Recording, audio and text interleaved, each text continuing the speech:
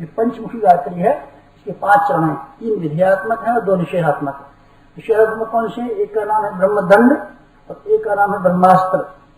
ये ब्रह्मास्त्र बहुत दंडी है। संगीत ऋषि का किस्सा बता रहा था, उन्होंने परीक्षित को साप दिया था, कचू में निकाल दिया था, और उसने दमयंती ने शाप दिया था, कचू में निकाल दिया था, और गांधारी ने शाप दिया था इसको श्री कृष्ण भगवान को। तो अगर चाहो का महाभारत न हो तो महाभारत नहीं होता। मेरे 100 बेटे मारे गए। विश्वामित्र की बात कह रहा था, गायत्री का चमत्कार देखा तो उन्होंने कहा भौतिक पदार्थों का कोई ठिकाना नहीं, भौतिक संपत्तियों के ऊपर कोई विश्वास नहीं, भौतिक धन कब तक रहेगा कह नहीं सकते, भौतिक शक्तियां कब तक काम देंगी कह नहीं सकते, लेकिन आध्यात्मिक शक्ति जो गुरु वशिष्ठ के पास है बड़ी जबरदस्त। इसलिए हमको इसी का अन्वेषण और अनुसंधान करना चाहिए।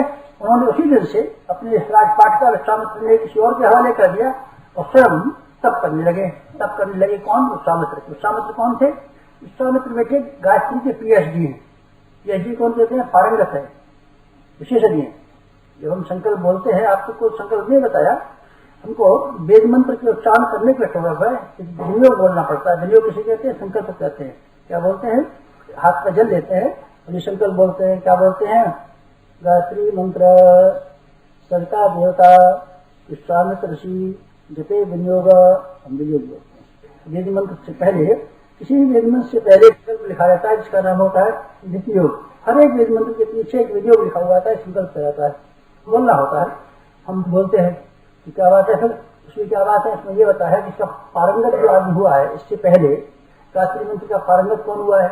गायत्री मंत्र का पारंगत एक आदमी हुआ है प्राचीन काल में, जिसका नाम था विश्वामित्र। पारंगत प्राप्त किया था, उसने सारे के सारे जीवन भर की शोध सूची का काम एक ही काम पर लगा रहा, एक ही काम किया, दूसरा किया ही नहीं। बाकी ऋषियों ने तो ये भी किया वो भी किया, विश्वामित्र ने और काम नहीं किया, एक काम किया।